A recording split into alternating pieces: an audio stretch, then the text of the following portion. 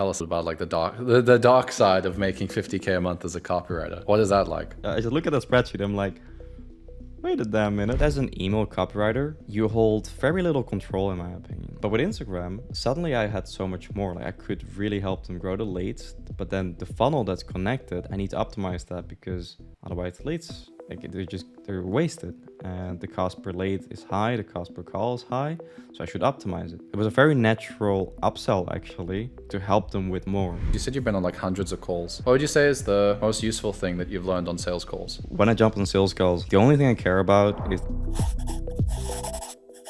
So today I'm here with Adam Walkon. Nice to have you here, bro.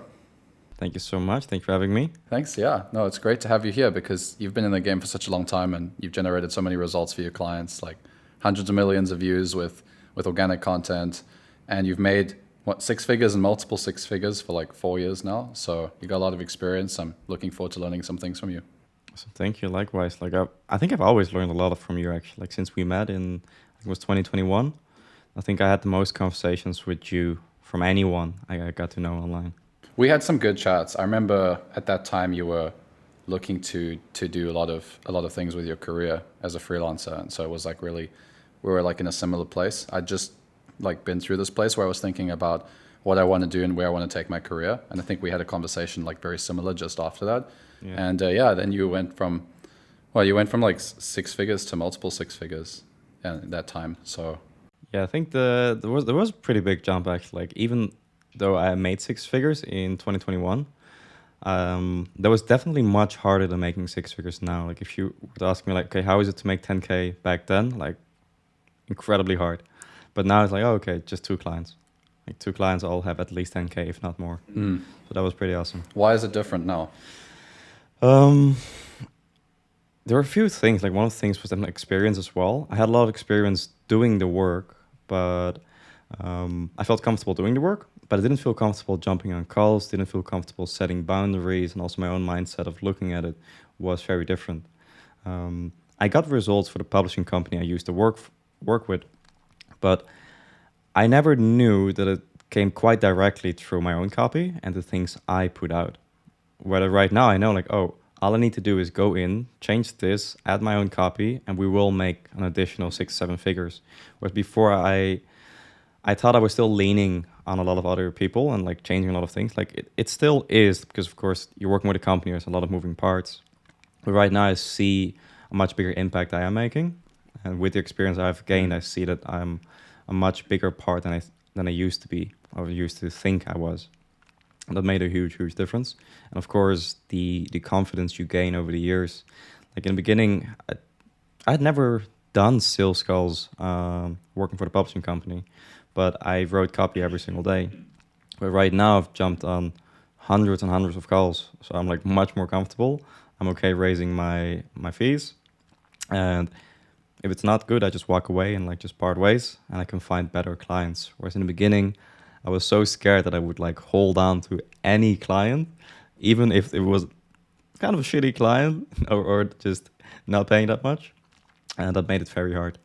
Yeah, I remember there was a time where I would worry about losing a client because it's just maybe there's only one client that shows up in the pipeline within 2 or 3 weeks, or maybe even a whole month or 2.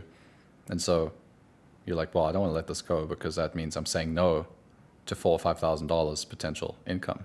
Yeah. But it's like, yeah, you're saying no to that 2.5K, but you're also saying no to 80 hours worth of work for that 2.5K. Yeah, that's very and true. You don't realize that in the early days, you know. At least I didn't. And also like the way I was looking at money in the beginning, money meant much more to me. Whereas right now I know like if I want to quit tomorrow, I'll retire for 2 years and I have enough money. So I don't have to say yes.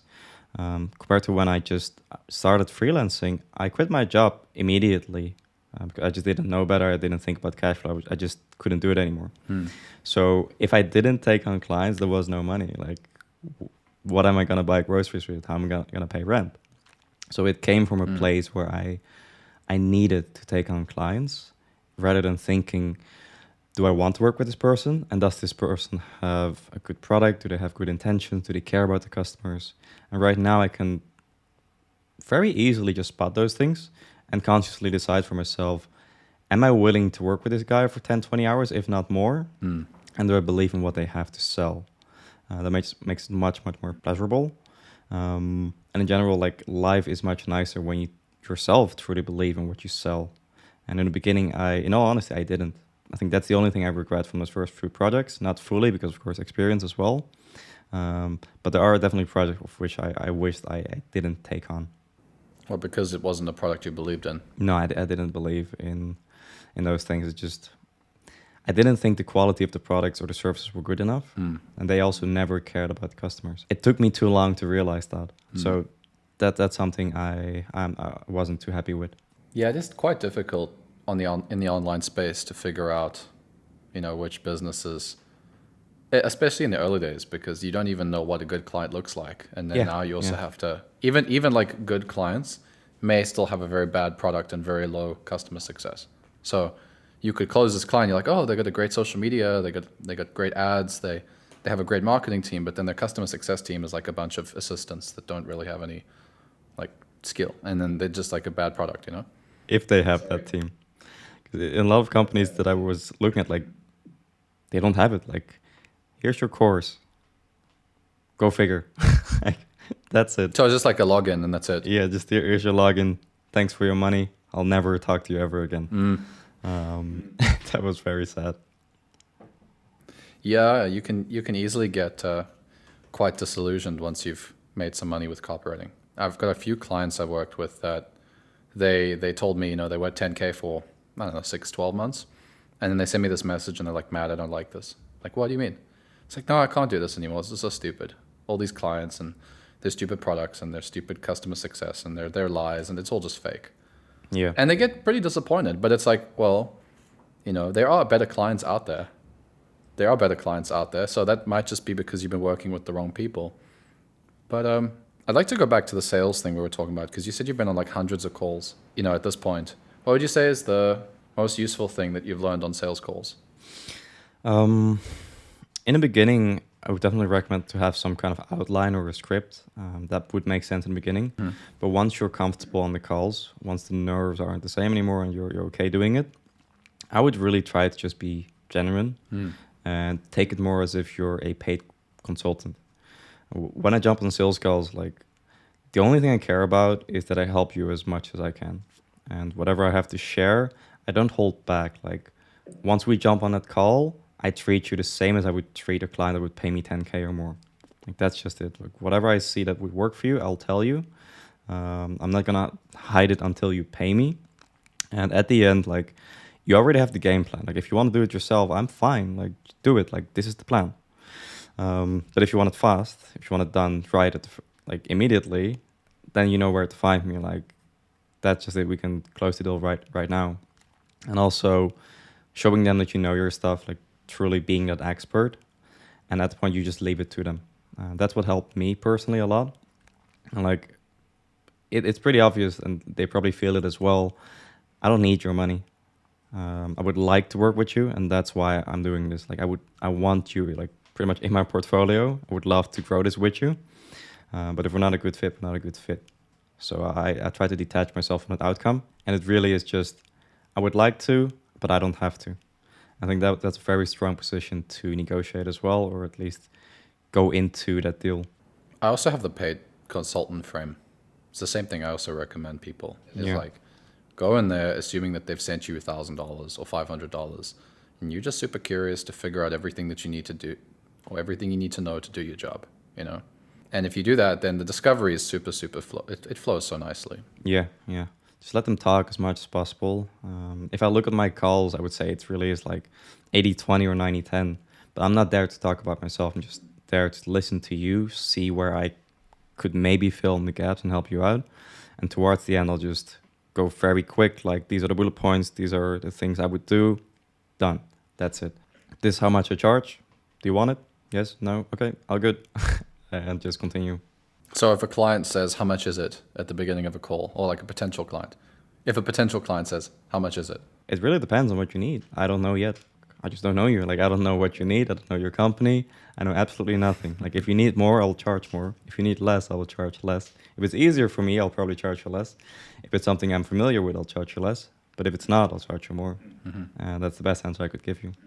Sales calls are so much more simple than people think that they are. They like need all these courses and all these secrets and all these books and stuff, whereas usually it's just about caring and having some practice. Yeah. Like getting on the phone a few times with some real people. Yeah, care about people, genuinely care about people. And to me, like, if I work with you, I will treat your company as if it's my own. And I truly try to get into your company with that mindset.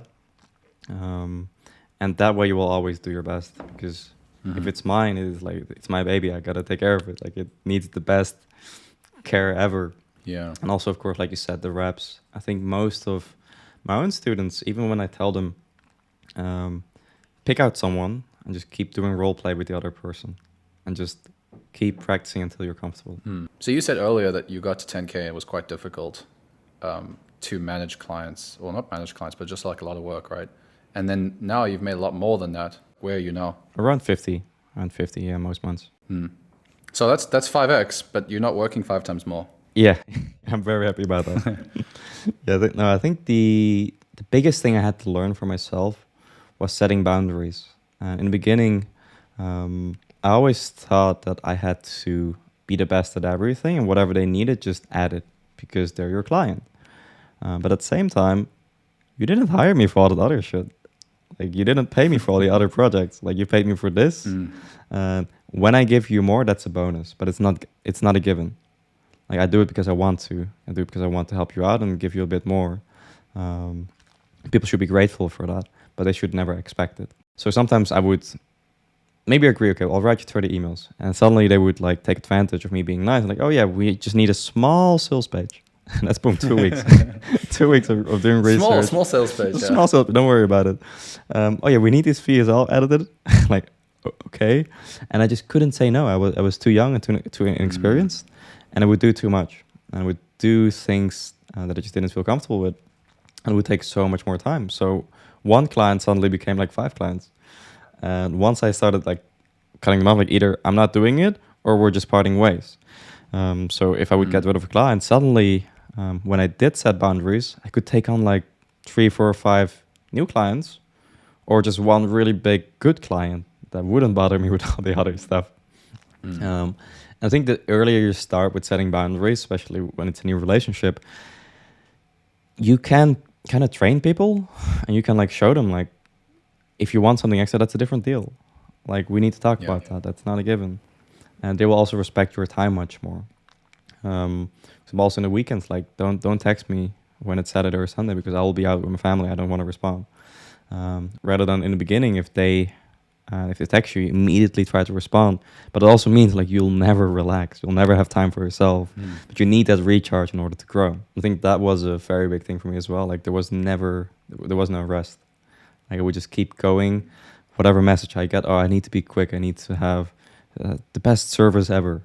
But in the long run, doing that, you won't be able to give the best service, because you are not optimizing your performance. Like, you are just not 100% at times. You're never charging yourself, and you're never there. Like, you're not fully with 100% productivity. So I switched my mindset to, if I am more relaxed, if I can do things better and I set more boundaries, my creative and my mental space will be much, much better, so I can do better work in less time. And that will benefit not just me, will benefit you as a client. And if they would like really ask me, I would just tell them that, like, you want the best quality, but I can't give it to you if I'm like spread out so thin. I still let clients message me on weekends. I just tell them, I'm not going to reply to you. You can message me as much as you want. I'm just not going to reply, you know? They will, of course, send me messages, but I just won't respond, just so they know, like, in the weekends. Yeah. You can message me, but it would be the same as messaging me on Monday.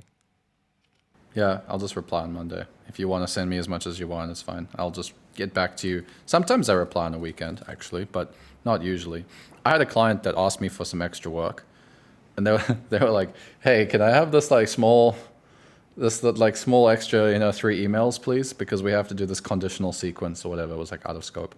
It was pretty clearly out of scope, because it was I think it was for a buyer's list or something, not the main segment. So I was like, okay, I'd love to, be happy to. I'll add it to the invoice. Does 600 work for you guys? or like that'll be an extra 600 or something like that. So I usually like to say that with my boundaries, because I've written down like the way I work with clients. I don't have to necessarily always explain it to people. I usually just as I interact with them, if they say something outside the boundary, I'm like, you know what, that'll be $600, but I'm happy to do it for you. You know, instead of saying no, I say that. So that might be a cool trick if you're watching and you don't want to like say no to somebody. You can say yes, I'd love to, and then you just give your terms. Hey, can you get this 10 email sequence done? Yeah, of course, I'd love to. I'll be able to do it by next week Friday because I'm working on this other stuff, so I can get it to you by Friday. Oh no, we need it by Wednesday. Okay, well that's too short notice. I can't get it to you by then. I'd still love to write it for you though. You know, like that kind of thing. So anyway, he was like, "What? What do you mean $600?" I was like, "Oh, this is extra work. You know, this is not work that we chatted about previously." He's like, "Oh, come on, man, come on." He's like, "Come on, you know, just because I add these 3 extra emails." So I did. I said, "All right, you know what? I usually charge $600 for this, but I'm gonna give you these 3 emails just because I want to help out, and you know, but just keep in mind, like regularly, I'm gonna invoice you if you need extra help." And then he didn't ever ask me for any extra work emails again. So like, you know, he got the point that like, if you're going to ask me for this recurring, I'm going to start invoicing you for it. But this time I understand. So like I made an exception, but I don't usually make that exception. And I should have still charged it. But you know what? Sometimes it's better to just keep the relationship than to be picky. Cause you know, that's like the balance, right? It's like, you got to have the boundaries, but at the same time, like you also want to be a team player and you don't want to get too particular with them. What are your thoughts on like, It depends on the client, I would say. It really depends on what they ask of me. Also depends on the client. Like if they've always been very, very nice and easy to work with and easygoing from both sides, I'm more inclined to be okay, fine, I'll fix it, I'll help out. But if they've never been like that, I'm like, yeah, nah, I'm just gonna charge you more, or like, oh, won't be able to do it, and just figure it out that way. But I think the flexibility just really depends on the client. At least for me, it really depends. I have one client that I absolutely love, like amazing guy. And I just find myself at random time like, yeah, oh, we should do this and this and this. Let me just write some draft and like, here you go. And I just take it down from there. But that depends. Yeah, those are the best though, because it's like, even if you do all that extra work for them, they actually appreciate it. Whereas you can do it for some people and then they ask for more. It's like, oh, you did a little sales page for us. Please, one last thing. Can you also write the confirmation page? Like, oh, and could you also write like 2 or 3 confirmation emails for us as well? Just a little extra. You know, that ends up being a whole day or whatever. Yeah, that happens. So let's get this right. So you went from like 0 to 10K, and then you went from 10K to like 50K. What was the time span? Like, how long did it take you to go from each milestone?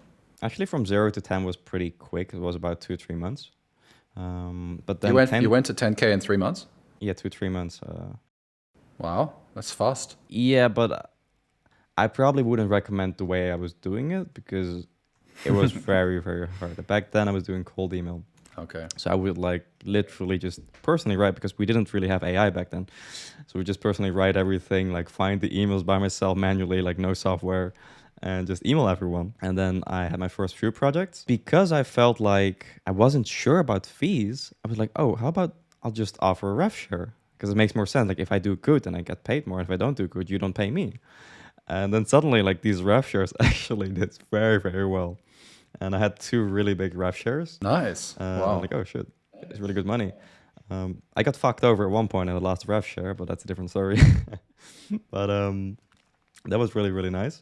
And afterwards, because it was troublesome at times with rev shares, so I just switched over to more retainers, and now I'm like switching back to rev shares again. But then after that, I got a little stuck between 10 to 20K, but I feel like that was more a mindset thing. And from 20 to 50, I really had to like learn how to step up as a leader, as a manager, and how I can have other people help me and offer more. So for example, building funnels. I know how to build funnels. I used to do it, but I'm not good at it. It takes too much time. Yeah. So I'll hire someone for that. Or graphic design. I know how to do it, but again, I'm not good at it. So all those things really made me just able to do so much more without spending my own time, but also so I could charge more and take on more clients. Because right now I can write most copy just pretty much blind. I just don't have to look at it. I just know exactly what to do. It's super quick. But then the rest, if I had to build the funnels, or I had to do the graphic design, or even video editing, I would have no life. I wouldn't be able to do anything. Yeah, because you'd be way too busy. Like those skills, you didn't develop at the same level as you did with writing and marketing strategy and stuff, right? Yeah, I also, exactly. I also have to ask people to do that for me Yeah, because I mean I have the idea, I kind of know what I want to see, but if I actually sat there, it would take me way too long. yeah. I can roughly explain my vision and how it should look like and what is good and what isn't. Hmm. But creating it myself would take a lot of time, and it's so much easier. If I pay you a couple grand, that also means I can save myself maybe 20 hours, if not more, a week. Yeah. And with those 20 hours, I can find 1 or 2 clients that pay me at least 3 to 5K. So then that's covered. And then I can find another client. So there's extra profit on top. But then you got to learn, okay, how do I manage people? How am I sure that these people actually do the work? Like, will they be on time? What expectations do we set? Do they communicate? And also from my side, especially in the beginning, I felt like a lot of stuff just went wrong. And then I had to reevaluate and really look at myself. Maybe I'm the reason why it's going wrong. Like maybe my communication just sucks. And then I realized it totally was my fault. Like I didn't know how to communicate. I was too chaotic. I was like not organized enough for other people to follow me. Then I really had to learn, okay, what can I change and how can I become better so it's easier for them to do it the right way or to create what I need. And that was quite tough. And I sometimes still struggle with it. And I'm like actively learning, okay, how can I grow as a leader and how can I show them what I need and how can I communicate more effectively so we don't need to back and forth all the time. So how did that show up? Like they wouldn't be able to get the work done the way you had in mind because you didn't communicate it, or?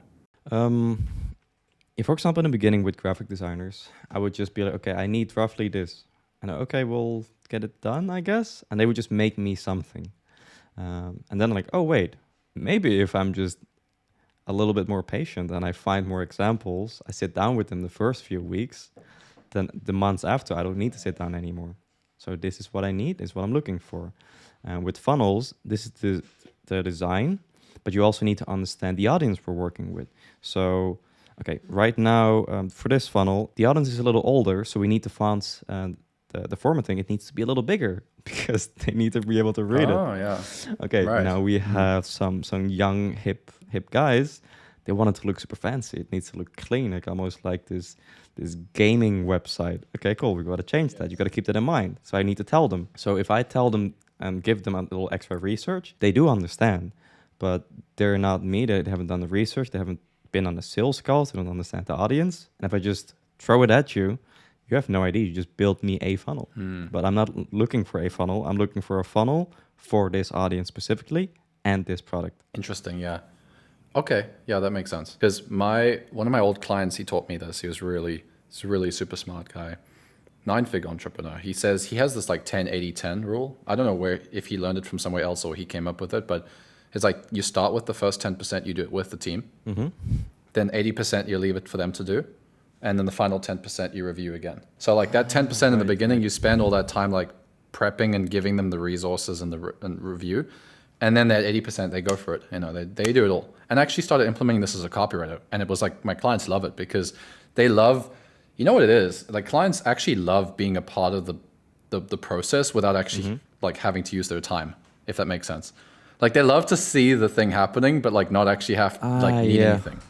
Probably also because they feel like the work's getting done and it gives them extra satisfaction. Like, oh, they're actively working on my stuff. Like I'm getting some value for my money. Yeah, so like what I'll do is I'll send an email sequence and I'll say, yo, email sequence, not yo, but maybe it depends on the client.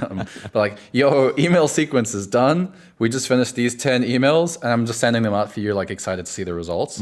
And just saying that to them, they feel like they're part of that process and they're like, yeah, let's go. Versus, hey, I just finished these 10 emails and I need your review, please. Please let me know what you think of all this stuff, you know? That might be a little bit annoying because they're like, oh, I'll get to it. And then they like never get to it because it's a lot of work, you know? Yeah. Well, it depends. Some clients might, you know, in the early days, maybe you get the voice and stuff, but yeah, so, definitely the beginning. Okay. So what kind of people do you need to go from 10K a month as a copywriter to 50K? Like what people on your team? For me personally, because I'm mainly doing a lot of Instagram stuff or funnel building or email as well. So for Instagram, I need a lot of graphic designers to help me there, or video editors. But with that too, I have people that specialize in certain aspects. So with talking head videos, which are basically videos where you just sit in front of the camera, sometimes I need very heavy editing with motion graphics, switches, transitioning to other stuff. those guys might actually need 4 or 5 hours per video, which is pretty crazy. Those are very heavy editing. Then for the guys that just do B-roll, it's very simple. It's like someone walking, the text on top. Very basic. You can do this fairly easily. But I also have other video editors that are extremely good at YouTube videos or motion graphics in general. They'll take care of that. And a lot of my video editors and graphic designers, they're kind of like VAs as well.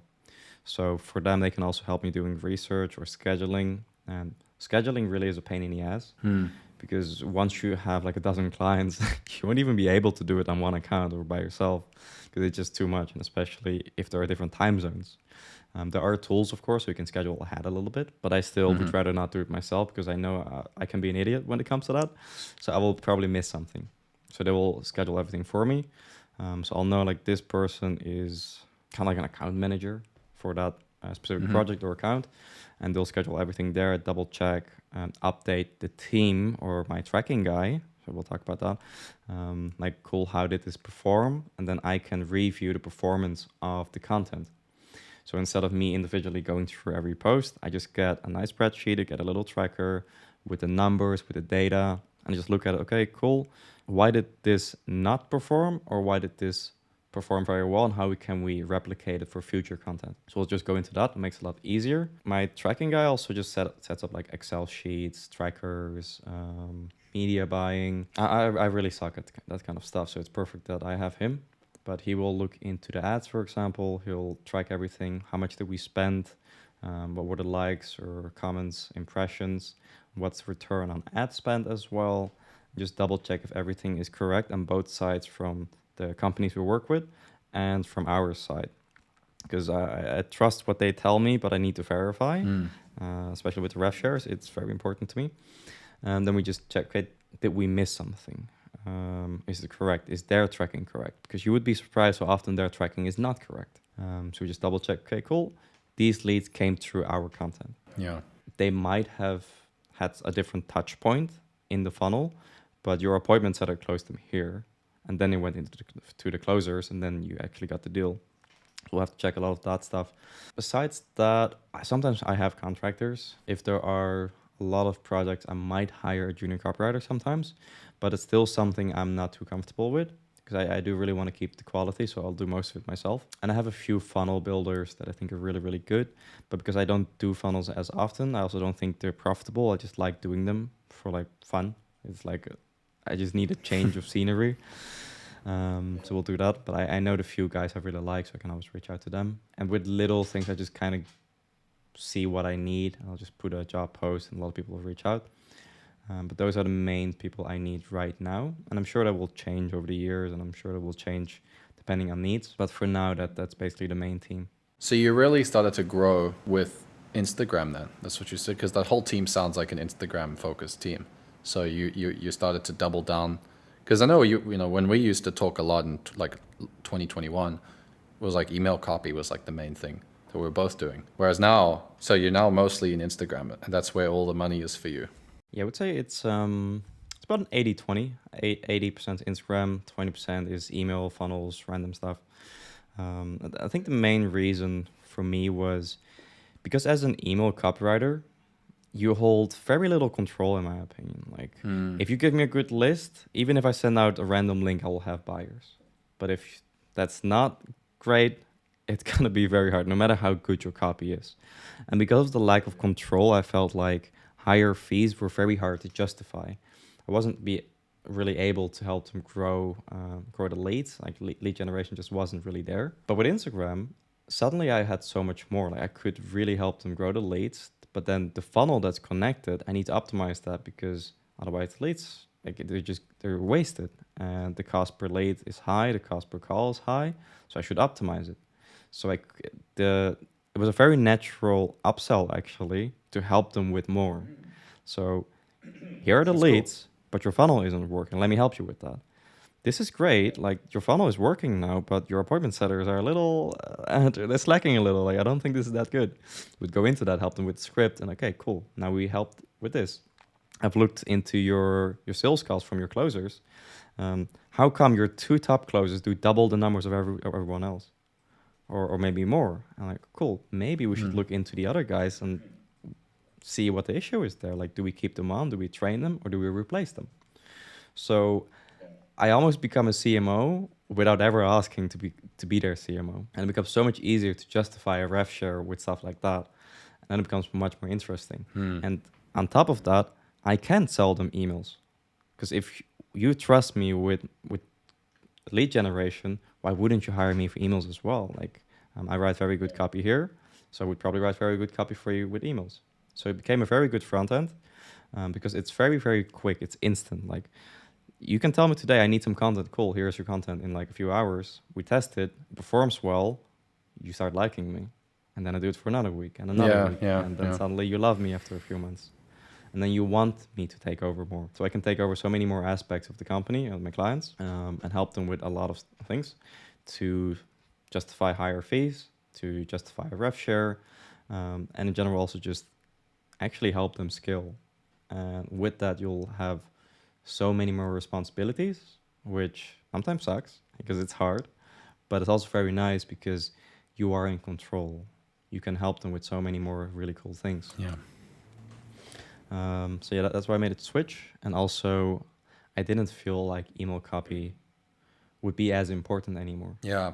I still think it's very important. It is still very profitable. And there's nothing wrong with it. Like, I know a lot of guys still making 10 to 20K, but you're quite limited. And I notice people would talk about, like, yeah, becoming like a full stack email marketer, list manager, whatever. But I still feel very limited because I want to. Yeah, it's still limited. I want to do more. I don't want to focus on helping you make another 5 or lower 6 figures. I want to help you 10x this company. I want to help you like actually scale the company and look at like a macro game. Like, what are the bigger things? What is the bigger vision we can help you grow with, and not just this small part of the company. Because even if I, let's say, double your email revenue, how about everything else? Like, and that's where it becomes very interesting to me. I think I really needed a challenge because after doing it for almost a decade, it's just not the same anymore. An email is an email, but looking at the whole company, like every company has different needs and strategies. And now I can really start playing chess again. I can think about, okay, what is the next move? What is the next best move? And if we make a mistake, how can I fix it? And that's where I found a lot more passion again, instead of being a little bored with emails, because I do feel bored with certain niches. So yeah, those are the main reasons. Interesting, yeah. There's a lot of copywriters in the dojo that have been going more full stack as a copywriter, as a marketer, not just email.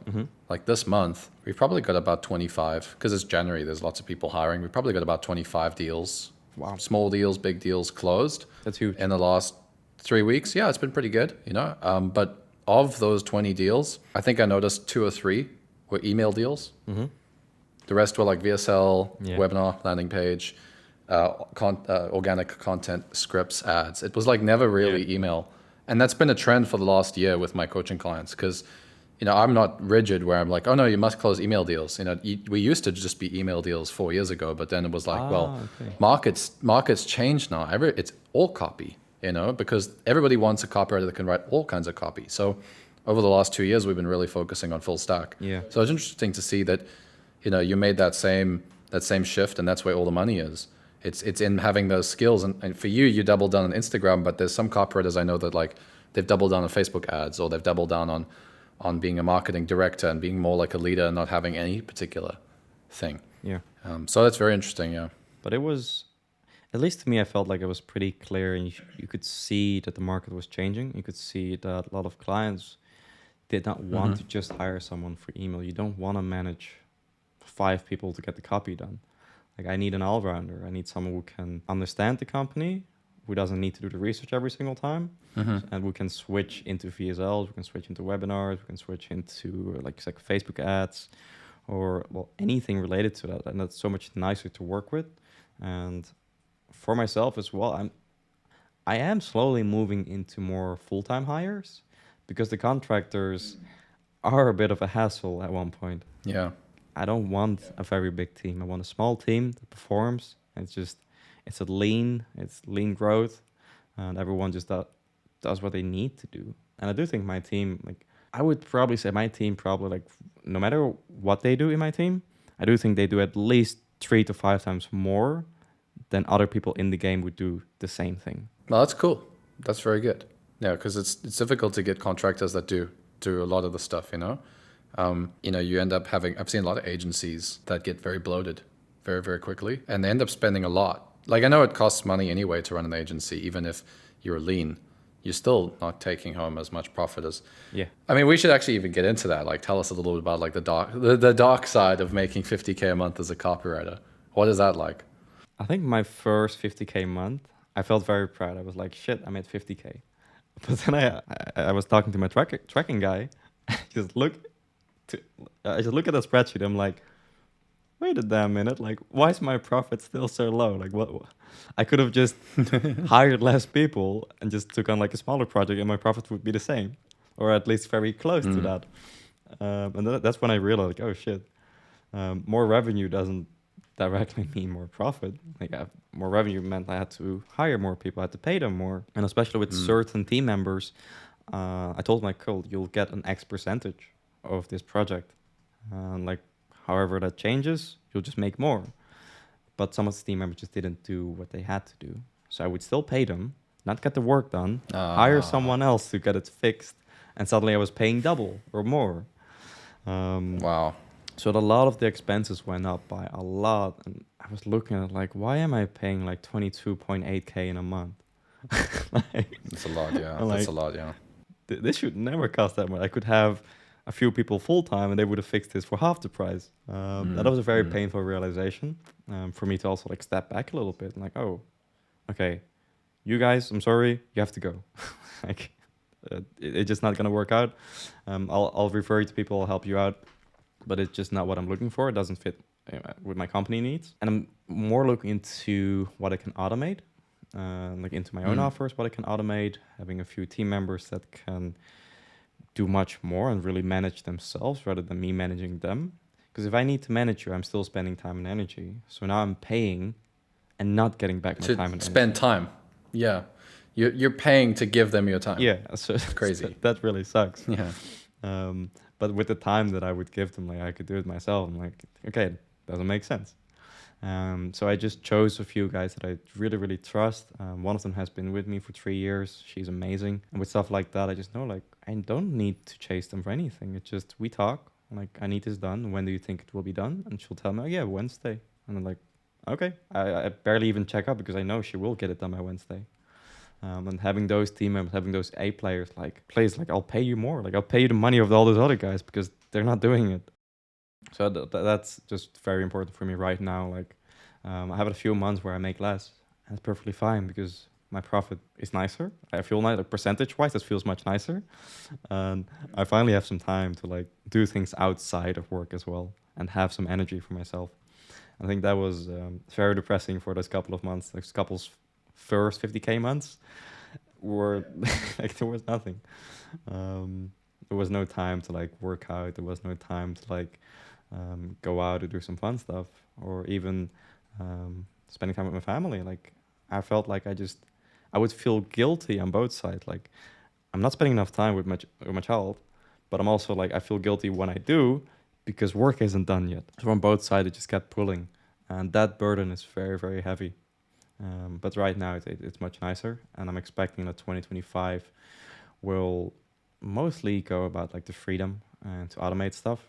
It really won't be about the outcome and the amount of money I'll make because I have enough. I don't need much more. I don't spend much more.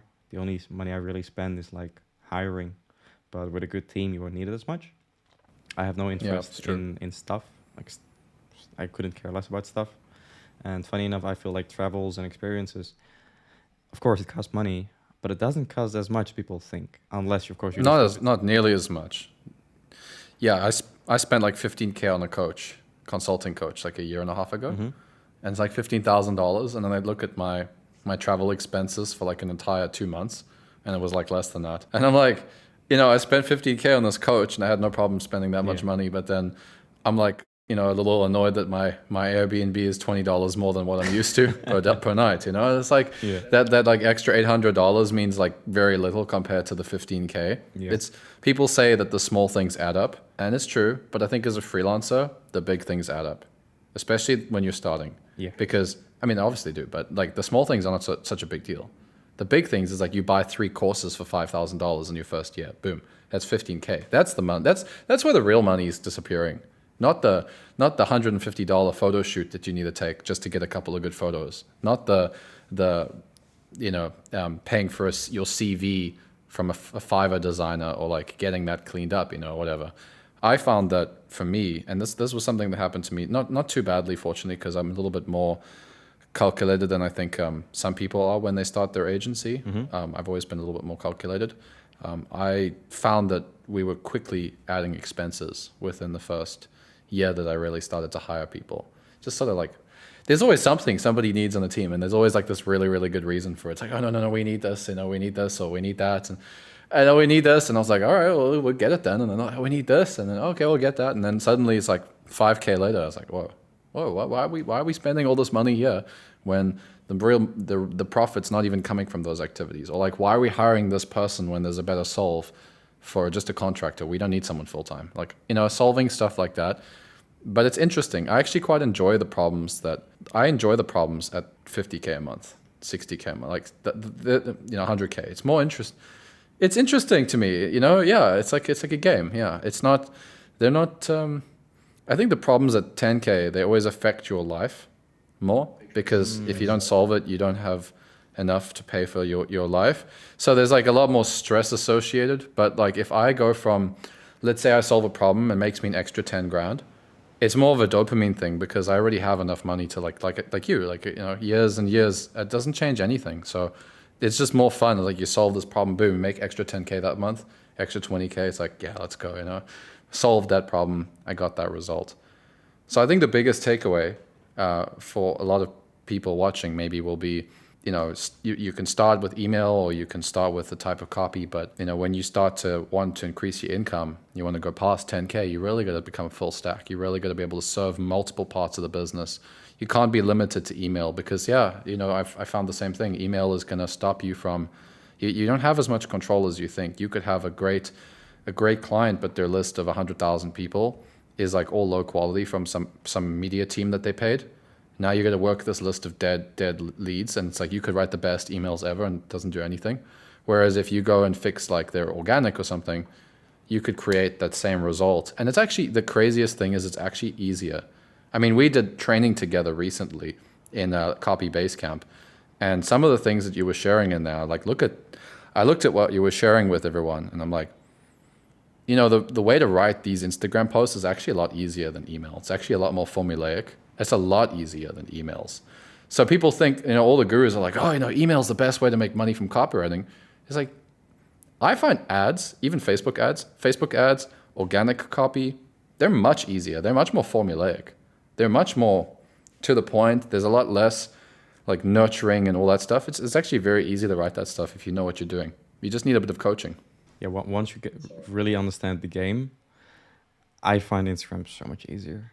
And especially with a good team who can do the design part and the video editing. Mm-hmm. Sometimes I'll write the whole day of content, in less than 10 minutes. Like it's a couple minutes per piece of content. Damn. I am done. Damn. And I'm a quick email copywriter as well. I'll write an email in 7 minutes. But you won't be able to write it in 30 seconds. But I can do it for Instagram. Like 30 seconds on my phone. Just that. Like, funny thing actually, like last year, we went on, the year before, 2023, we went on a little road trip, and I did most of my work just on my phone, because it was mainly Instagram in that month. So it was just, while my body would drive, I would just sit there like, yep. Okay, I'm done. All good. Yeah, that's funny. I've done that before. I was sitting in the car on a 5-hour road trip, and I wrote like some good copy, and the copy was all done by the time I arrived, and I was like, oh, yeah, all the work's done now for tomorrow. The whole of tomorrow is already, all the work's done. If people want to learn more from you about Instagram and just get in contact with you and learn your secrets, where can they find you? Mainly on Facebook, I think. We are building the funnel as well. It will probably come out very soon. It's called instantigclients.com. Not live yet, unfortunately. Sorry, guys. We don't have a waiting list even. But yeah, if you reach out on Facebook, Adam Warkon, I'll put you on my personal waiting list, because I'm old school. I think I just use pen and paper. Your name will be there. Cool. Of course, the training inside Copy Base Camp is there. You can find it there as well. That was the first official training ever. And if you have little questions, just reach out. I do personally respond on Facebook. So Yeah, you do respond. I've had a couple of my clients say that you took good care of them when they chatted to you and you were very helpful. So yeah, and especially if I know they come through you, I'm like, oh, now I have to help because a friend of a friend is a friend. We've gotta really share the good stuff. thanks so much, Adam. That was a really great chat. I'm looking forward to chatting again soon and learning more IG secrets from you. Thank you so much for having me. Yeah. Awesome. Thank you so much. I really enjoyed it. Chat soon.